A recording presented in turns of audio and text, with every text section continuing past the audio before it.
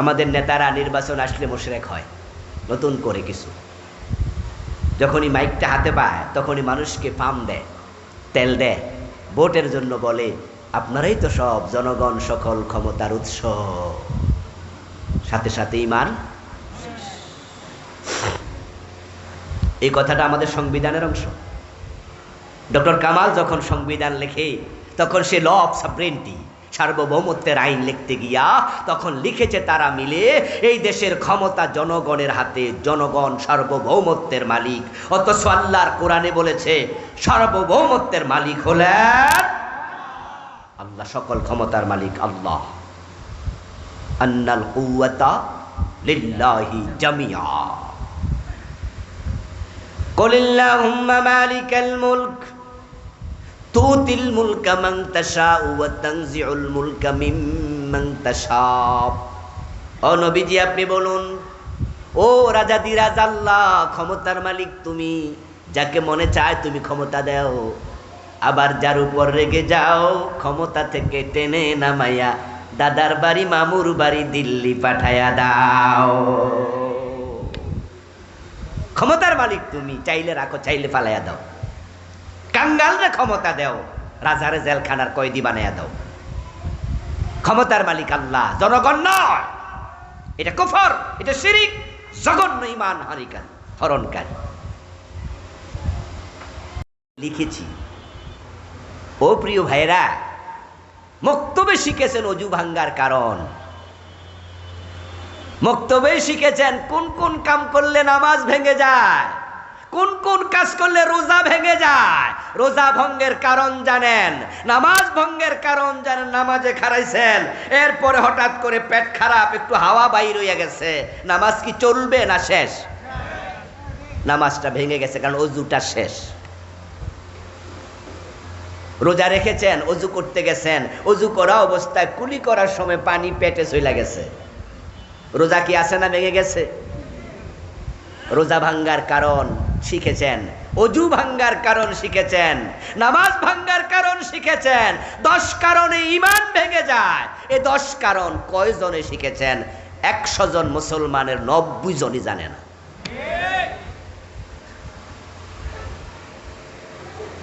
ও দোস্ত, আপনি যদি ঈমান ভাঙ্গা অবস্থায় মরে যান আর আল্লাহর সামনে যাইয়া দেখেন আপনার ঈমান নাই, কপালে জান্নাত নাই।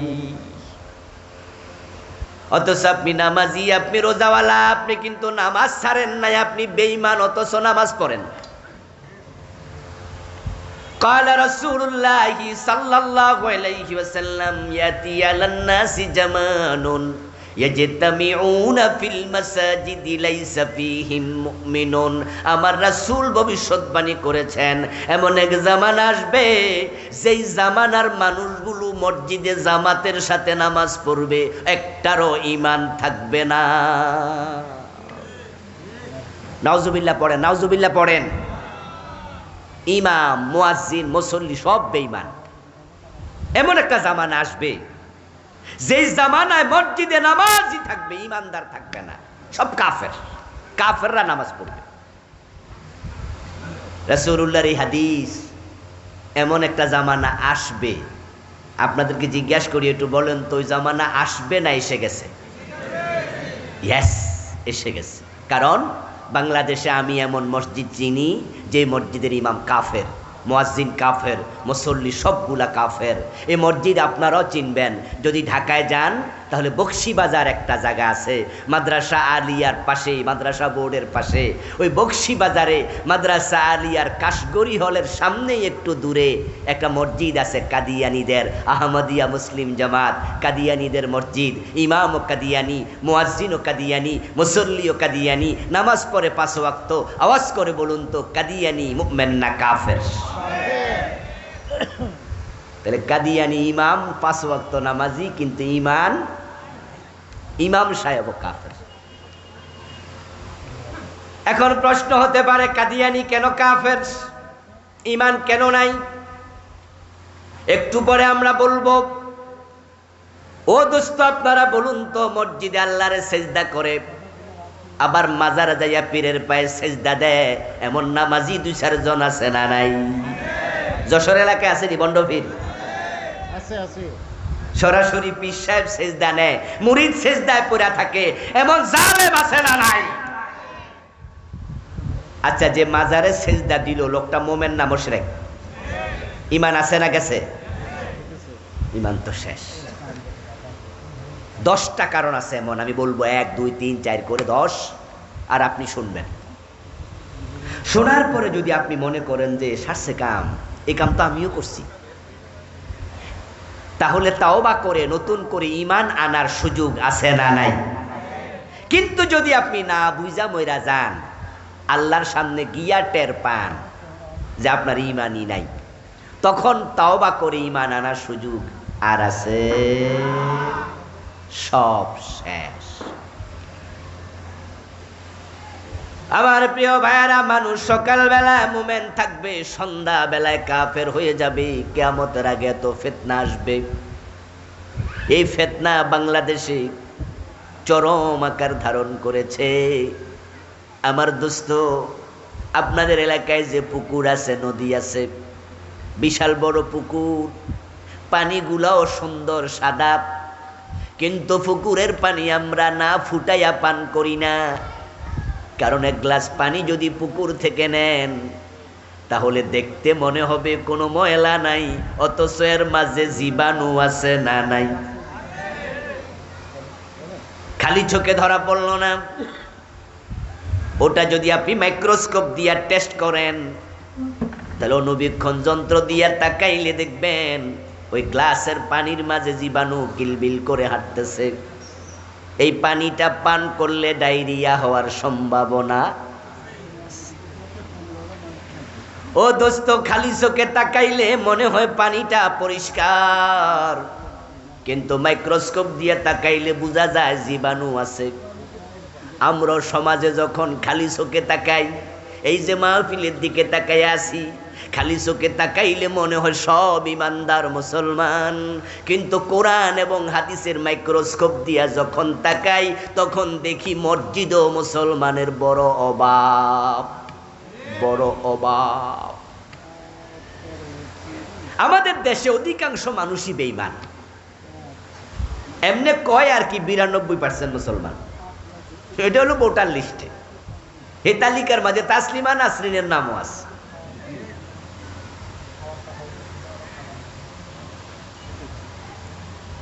বিরানব্বই % মুসলমান। কয় কিরে? রাসূলুল্লাহ বলছে, কিয়ামত যখন ঘনাবে তখন কুফরি বাড়বে, মানুষ কাফের হইতে হইতে হইতে হইতে একটা দিন আসবে যখন আসমানের নিচে জমিনের উপরে ঈমানওয়ালা একজনও আর থাকবে না। সেদিন আকাশ জমিনও আর থাকবে না। কিয়ামত আগাবে, মোমেন কমবে, কমতে কমতে একজনও থাকবে না। আর আমি কি দেখি? আমি দেখি 71-এ যখন দেশ স্বাধীন হলো, তখন এই দেশে মুসলমান ছিল 7 কোটি, আর এখন 2025 মুসলমান হয়ে গেছে 18 কোটি। তো মুসলমান কি কমছে না বাড়ছে? আগে আসিল বাংলাদেশে 90% মুসলমান, এখন নাকি 92% মুসলমান বাড়তেছে। আচ্ছা, আগামী 10 বছর পরে মানুষ কি 18 কোটি থাকবে না আরো বাড়বে? তাহলে যেমনে মুসলমান বাড়তেছে, কিয়ামত হইব কেমনে? একজন থাকলেও তো কিয়ামত হইব না। তাহলে কিয়ামত নিয়ে আপাতত টেনশন না করলেও, আসলে বন্ধু তা নয়। আমাদের দেশের মুসলমানগুলো ভোটার লিস্টিতেই আছে। ওই যে কাজীর গরুর মতো কেতাবে আছে, গোয়ালে নাই। কিতাবে আছে, লেখায় আছে 50টা গরু, কিন্তু গোয়ালে যায়া ঘরে যায়া দেখে 10টা, বাকি 40টা কই নাই। তো বইতে আছে, কই লিখছি। ঠিক আমাদের দেশও 92% মুসলমান ভোটার লিস্টে আছে। বাস্তব মুসলমান যদি 51% থাকতো, কত আগে দেশে কোরআনের আইন চালু হয়ে যেত। কত আগে কোরআনের আইন চালু হয়ে যেত। 54টা বছর বাংলাদেশ চলছে কোরআনের আইনে না ব্রিটিশ আইনে? যারা জানেন তারা জবাব দেন। 54 বছর বাংলাদেশ চলছে আল্লাহর কোরআন দিয়ে না ব্রিটিশ আইন দিয়া? তো ব্রিটিশ আইন মানলে তুমি আল্লাহর গোলাম হইলা কেমনে?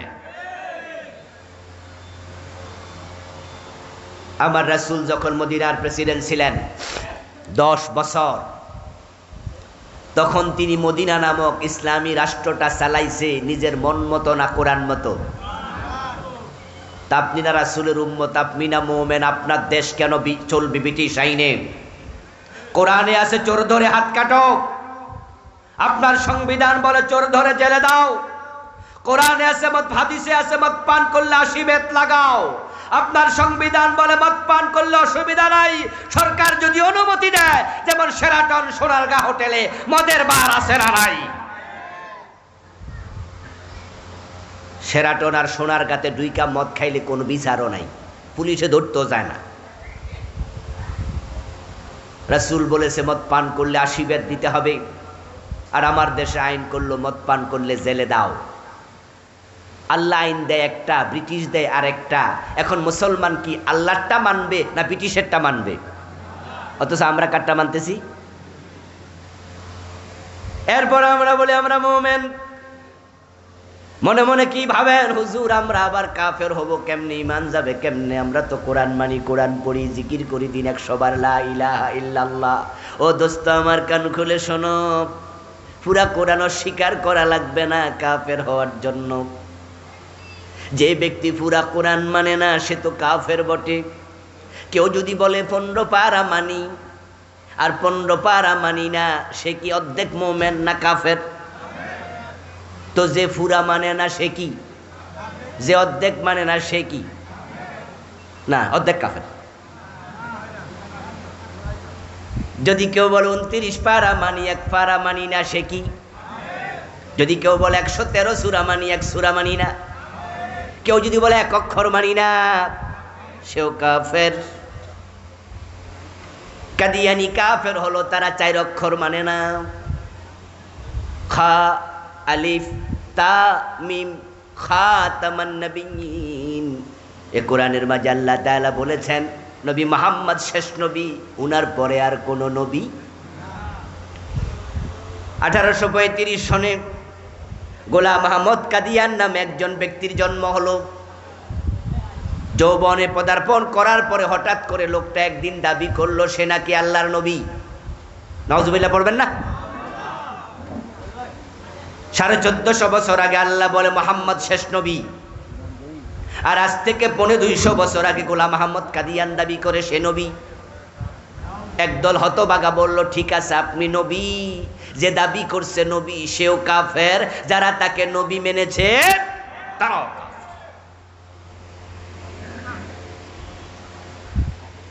কাদিয়ানীরা কাফের হলো কোরআনের একটা মেসেজ রাসূল শেষ নবী অস্বীকার করলো তাই। আর বাকি ইসলাম পুরাটা কাদিয়ানীদের মাঝে আপনি পাবেন। তারাও 5 ওয়াক্ত নামাজ পড়ে আমাদের মতোই, তারাও রোজা রাখে, তারাও হজ করে, তারাও যাকাত দেয়, তাদেরও টুপি দাড়ি পাজামা পাঞ্জাবি পাগড়ি মেসওয়াক সব আছে। ঠিক আপনার যেমন আমার যেমন তাদেরও তেমন, কিন্তু তারা এক জায়গায় পেছ লাগাইছে, ঈমান শেষ। অঙ্কের মতো অঙ্ক, ঈমান হলো অঙ্কের মতো 10 লাইন লম্বা অঙ্ক। কোন ছাত্র 9 লাইন ঠিক লিখছে, 1 লাইন ভুল করছে, 10-এ কত পাবে? ভাইরা কথা বলে না, ভাইরা বলেন কত পাবে? আরেক ছাত্র 10 লাইনে 10 ভুল করছে, সে কত? আরেকজন লেখে নাই। দেখেন, না লিখলো 0, ভুল 1টা করলো 0, 10টা করলো 0, 5টা করলো 0। অঙ্কে কোনো ভুল গ্রহণযোগ্য না। বিসমিল্লাহর বা থেকে মিনাল জিন্নাতি ওয়ান নাসের সিন পর্যন্ত এই কোরআনে যা আছে সব মানা লাগবে। একটা স্বীকার করলে ঈমান থাকবে না, কুফর হয়ে যাবে। কাদিয়ানী তারা কাফের, একটা বিধান মানলো না। আপনাদের কাছে আমি প্রশ্ন করতে চাই, জবাব দিয়েন যারা জানেন। ইবলিস শয়তান সে মুমিন না কাফের? ইয়েস। আবা ওয়াস্তাকবারা ওয়া কানা মিনাল কাফিরিন, সেও কাফের। এবার বলুন তো ইবলিস আল্লাহর কয়টা আইন মানে নাই? মাশাআল্লাহ, জোরে বলেন না কয়টা? আচ্ছা আমরা মানি না কয়টা? হিসাব মিলাইয়েন কিন্তু। قال رسول الله صلى الله عليه وسلم الكيس من دان نفسه وعمل لما بعد الموت নবীজি সাল্লাল্লাহু আলাইহি সাল্লাম বলেন, দুনিয়ার সবচেয়ে সচেতন চালাক ওই আল্লাহর বান্দা যে আত্মসমালোচনা করে, নিজেকে কন্ট্রোলে রাখে, নিজের দোষ নিজে খুঁজে বেড়ায়, তারপরে তাওবা করে, সে হলো চালাক। আমরা কি নিজের দোষ খুঁজি না মানুষের দোষ খুঁজি? এটা হলো ব্যাককলের লক্ষণ। আর যে নিজের দোষ খোঁজে এটা হলো চালাক লোকের লক্ষণ। প্রিয় ভাই আমার, কওমি আলিয়া মাযহাবি লা মাযহাবি, কে আমি লা কে আমি, ৮৮ দেওয়ানবাগ সরসিনা সরমনাই, পীরের মুরিদ গাইরে মুরিদ, আমরা যত আলেম ওলামা আছি সবাই মিলে কাদিয়ানিরে কাফের ফতুয়া দিলাম, কারণ তারা আল্লাহর একটা বিধান মানে না। শয়তান রে কাফের বলে দিলাম, কারণ শয়তান আল্লাহর একটা আইন মানে নাই। আল্লাহ বলেছিলেন আদম রে সেজদা করো, শয়তান কয় করমু না, ঈমান শেষ। এবার আল্লাহ কয় সরো ধরে হাত কাটো, ৫৪ বছরে কাটলেন না। আল্লাহ বলে জেনা করলে ১০০ বেত লাগাও, বিবাহিত হলে পাথর মারো, রাসূল শিখাইছেন, মানলেন না। ডাকাতি করলে শুলে চড়াও, এই আইনও মানলেন না। মদ পান করলে ৮০ বেত লাগাও, রাসূলুল্লাহর এই আইন মানলেন না। আল্লাহ কোরআনে বলে আলা লাহুল খালকু ওয়াল আমরু, সাবধান, সৃষ্টি যার, আইন চলবে শুধু তার। ৫৪ বছর আল্লাহর আইন দিয়া বাংলাদেশ একদিনও চালাইলেন না। শয়তান একটা মানে না, সে কাফের। আর নিজেরা ডজন ডজন বাদ দিলেন, ঈমান আদৌ আছে নাকি?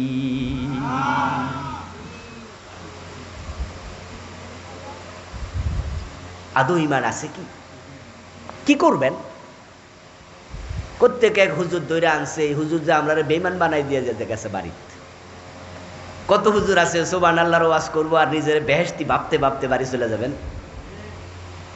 ৫ ওয়াক্ত নামাজ পড়বেন, রমজানে রোজা রাখবেন, জিকির করবেন, জান্নাতে ঢুকে যাবেন। এবার মানুষ এই ওয়াজ শুনা নামাজও পড়ে সুদও খায়, নামাজ পড়ে সুদে টাকা লাগায়, এমন নামাজি ২-৪ জন আছে না নাই? হে বুঝছে নামাজ নাকি জান্নাতের চাবি, এজন্য হে চাবি কামাই করতাছে। এত পাতলা ওয়াজ দিয়ে হবে না দোস্ত।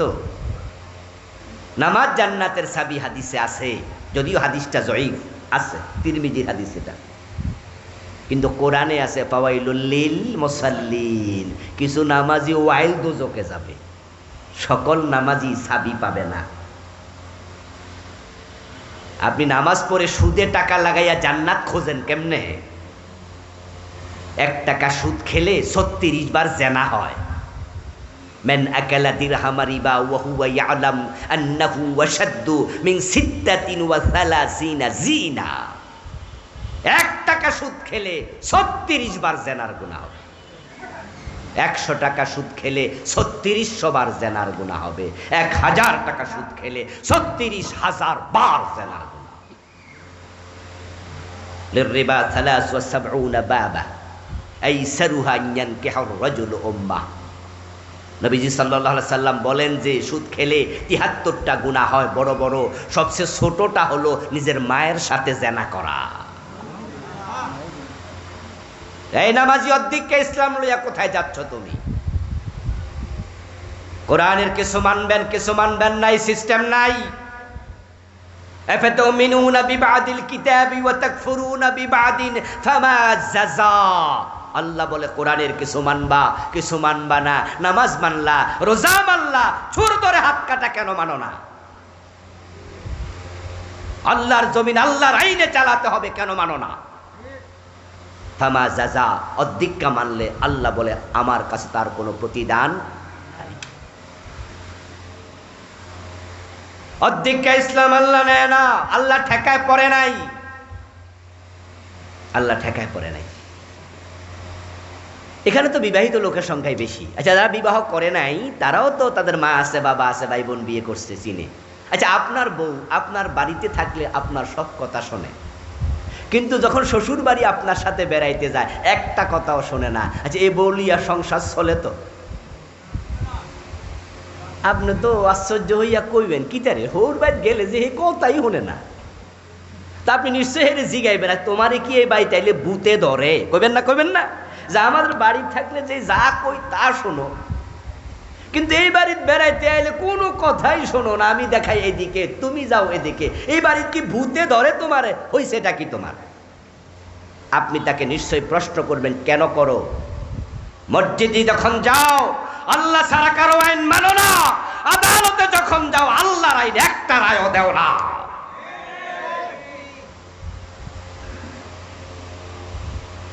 মসজিদে ঢোকেন কোন পা দিয়ে? ভাইয়েরা কথা বলেন, কোন পা? বের হন কোন পা? আমার রাসূল ডান পা দিয়ে ঢুকেছে, এটা সুন্নাত। বের হন বাম পা দিয়ে, আমার রাসূল বাম পা দিয়ে বের হয়েছে, এটা সুন্নাহ। সবাই মিলে সুন্নাহ মানেন। নবী যখন 10 বছর মদিনা চালাইছে তখন কোরআন দিয়ে চালাইছে, তো এমপি হইলে ভুলে যাও কেন? তখন আবার ব্রিটিশ আইন মজা লাগে কেন? আমার প্রিয় ভাইয়েরা, কুফরি মানে হলো এই কোরআনে যা আছে তার সাথে এক জায়গায় দ্বিমত করা কুফর। পুরাটা করলে তো কুফর বটেই। এটা বড় বেলুনের মতো।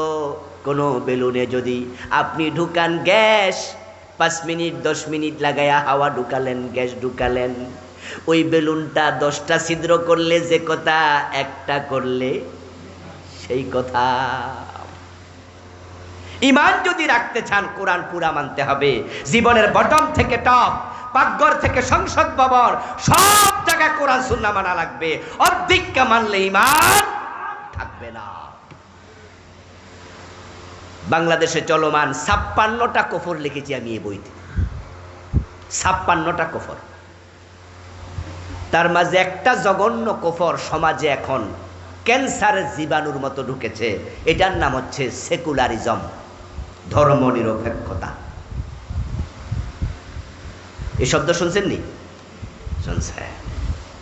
বাংলাদেশে ইসলামী দলগুলা ছাড়া যত দল আছে সবগুলো সেকুলারিস্ট। সব মানুষগুলো ওই দলের সেকুলারিস্ট, সবগুলো ধর্মনিরপেক্ষ। ইসলামী দলের বাহিরে যত দল আছে সবাই ধর্মনিরপেক্ষ। আমি দায়িত্ব নিয়ে সিরিয়াসলি বলছি, ইসলামী দলের বাহিরে যারাই আছো তোমরা সবাই কুফরি করছো।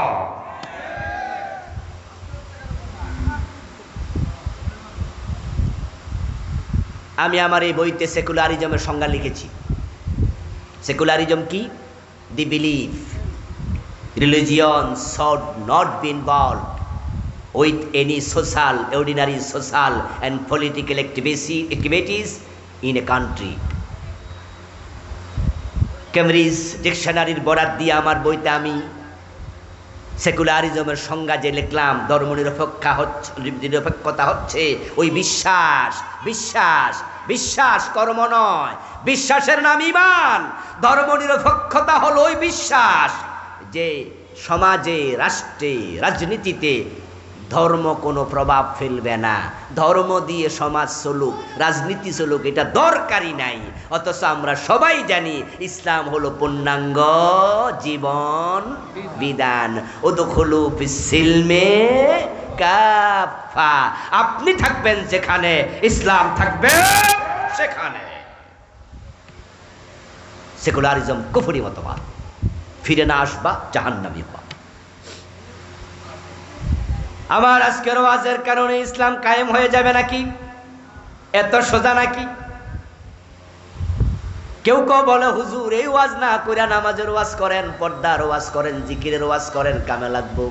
আপনি ইসলামী রাষ্ট্রের ওয়াজ করতেছেন, সব জায়গায় ইসলাম মানা, বাংলাদেশে হবে না, কবে হয় জানি না। আমি বলবো দোস্ত, ইসলাম আসলো কি আসলো না, কায়েম হলো কি হলো না, ওইটা আমার দেখার বিষয় না। কিন্তু আমি বেঈমান হয়ে মরতে চাই না। আমি ঈমান নিয়ে মরতে চাই। আল্লাহর কোরআনকে জীবনের সব ক্ষেত্রে মানার মতো লোক যদি একজন হয়, সেটা আমি হব। কেউ না থাকলে আমি একা মাথা তুলে দাঁড়িয়ে যাব। এবার বলুন তো, 56টা কুফর যে আছে, আমি তো একটা বললাম সেকুলারিজম, তাহলে আরো হইল 55টা। জানা দরকার নাই তো? না জানলে বাঁচবেন কেমনে? 10টার মাঝে এটা একটা কুফর। দ্বিতীয়টার নাম হলো শিরিক। বাংলাদেশে শিরিক আসেনি? ওরে বাবা, যে এলাকায় মাজার আছে, ভণ্ড পীরের মাজার, ওই এলাকার শিরিকের বাজার মিলে যায়। আমাদের নেতারা নির্বাচন আসলে মুশরিক হয় নতুন করে কিছু। যখনই মাইকটা হাতে পায় তখনই মানুষকে পাম দেয়, তেল দেয়, ভোটের জন্য বলে আপনারাই তো সব জনগণ সকল ক্ষমতার উৎস। সাথে সাথে ঈমান। এই কথাটা আমাদের সংবিধানের অংশ। ডক্টর কামাল যখন সংবিধান লেখে তখন সে ল অফ সাবরেন্টি, সার্বভৌমত্বের আইন লিখতে গিয়া তখন লিখেছে তারা মিলে এই দেশের ক্ষমতা জনগণের হাতে, জনগণ সার্বভৌমত্বের মালিক। অথচ আল্লাহর কোরআনে বলেছে সার্বভৌমত্বের মালিক হলেন আল্লাহ, সকল ক্ষমতার মালিক আল্লাহ। আন্নাল কুওয়াতা লিল্লাহি জামিআ।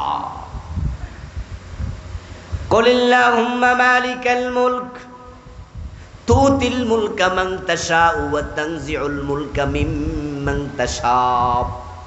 ও নবীজি আপনি বলুন, ও রাজাদিরাজ আল্লাহ, ক্ষমতার মালিক তুমি, যাকে মনে চায় তুমি ক্ষমতা দাও, আবার যার উপর রেগে যাও ক্ষমতা থেকে টেনে নামাইয়া দাদার বাড়ি মামুর বাড়ি দিল্লি পাঠাইয়া দাও। ক্ষমতার মালিক তুমি, চাইলে রাখো চাইলে ফালাইয়া দাও। কাঙ্গালরে ক্ষমতা দাও, রাজারে জেলখানার কয়েদি বানাইয়া দাও। ক্ষমতার মালিক আল্লাহ, জনগণ নয়।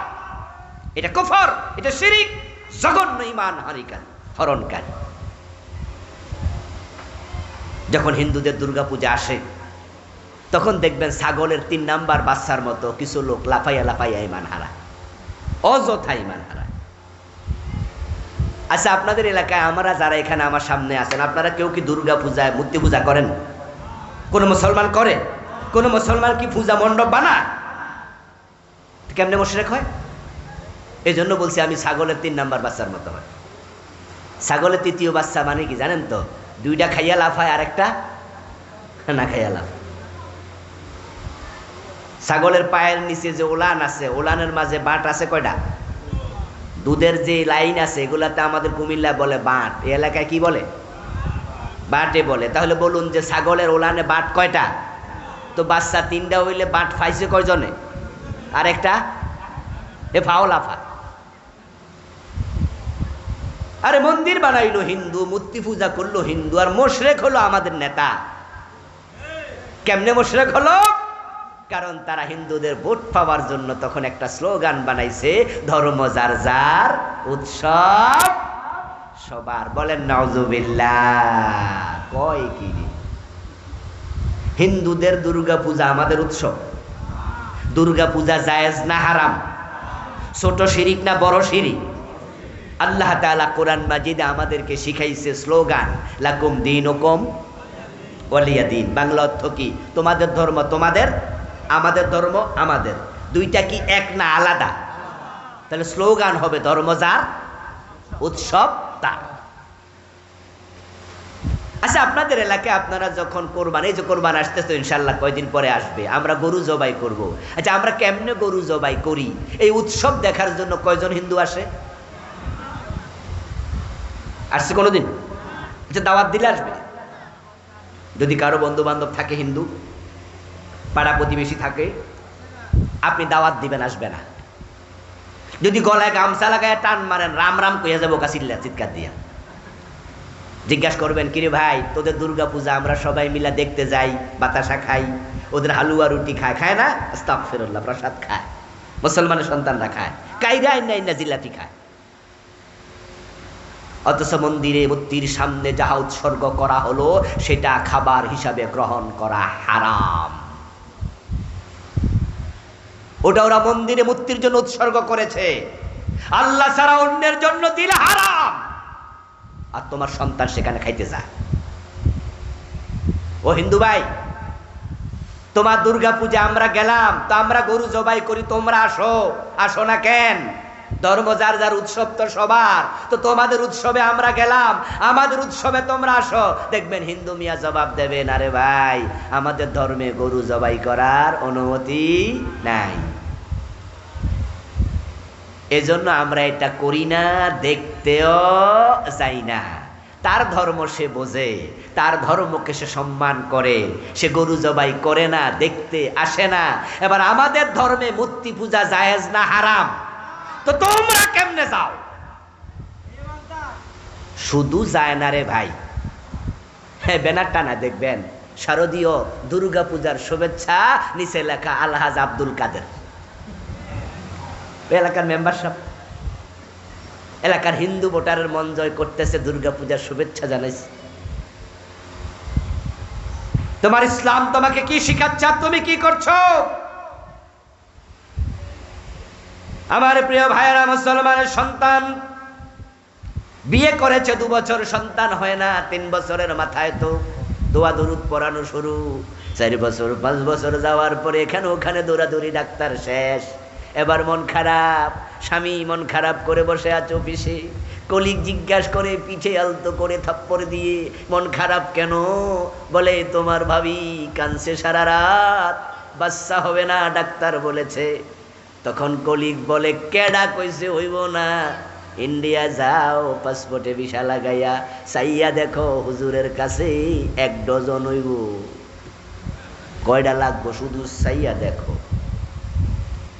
তখন আপনি আশ্চর্য হয়ে বললেন, কিরে ভাই বলিস কি, কার কাছে চাইলে ফোলা মাইয়া হয়? কেন শোনো নাই, কেউ ফিরে না খালি হাতে, খাজা বাবার দরবারে। খাজা বাবার কাছে ছেলে মেয়ে চায় এমন লোক বাংলাদেশে আছে না নাই? পীরের কাছে, মরা পীরের কাছে ছেলে চায়। সন্তানের জন্য চট্টগ্রামে বাইজিদ বোস্তামির মাজারে যায়া গাছের মাঝে কাইতন সুতা বাঁধে, কচ্ছপ পরে খাবার দেয়, বাবা আমার ছেলে দাও মেয়ে দাও, ঈমান তোমার শেষ, কারণ এটা শিরিক। সন্তান দেয়ার মালিক শুধু কে? আল্লাহ। ইজা সালতা ফাসআলিল্লাহ, চাইলে আল্লাহর কাছে যাও, চাইলে আল্লাহর কাছে যাও। মুসলমান ঈমান হারায়ও না। আমি শিরিক নিয়ে একটি আলাদা বই লিখেছি, ওই বইতে 29টা শিরিক লিখেছি, এই বইয়ের মাঝেও সেগুলো সংক্ষেপে এনেছি। শিরিকগুলো চিনবেন, আমার বইয়ের নাম প্রচলিত শিরিক। 1-2 ভাই পড়েছে জানে, বিভিন্ন রাইটাররা লিখেছে, পড়বেন, কারণ শিরিক যদি ঢুকে যায় ঈমান থাকে না। Very sensitive. ক্যান্সারের জীবাণু দেহে ঢুকলে যেমন বিপদ, শিরিক ঢুকলে আরো বেশি বিপদ। ঈমান চলে যাবে। 3য় কারণ নেফাক। প্রথমটা ছিল কুফর, দ্বিতীয়টা শিরিক, 3য় কারণ নেফাক ইতিকাদি। যদি অন্তরে মুনাফিকি ঢোকে ঈমান থাকবে না। 4 নাম্বার, এখন মুনাফিকি কি বলার সময় নাই, ফোনে 12টা বেজে গেছে, কয়টা বলবো, আরো তো 7টা রয়ে গেছে সামনে, ব্যাখ্যা করা যাবে না। প্রিয় ভাইরা, নিফাকগুলো চিনবেন। কোরআনে আল্লাহ তাআলা বলেছে এগুলো। কিছু মানুষ আছে যারা জেহাদের কথা শুনলে জঙ্গিবাদের গন্ধ পায়, জেহাদ কথা শুনলে চেহারা কালো হয়ে যায়, এই সবগুলো মুনাফিক। ইজা উনজিলাত সূরাতুম মুহকামা ওয়া যুকিরা ফিহাল কিতাল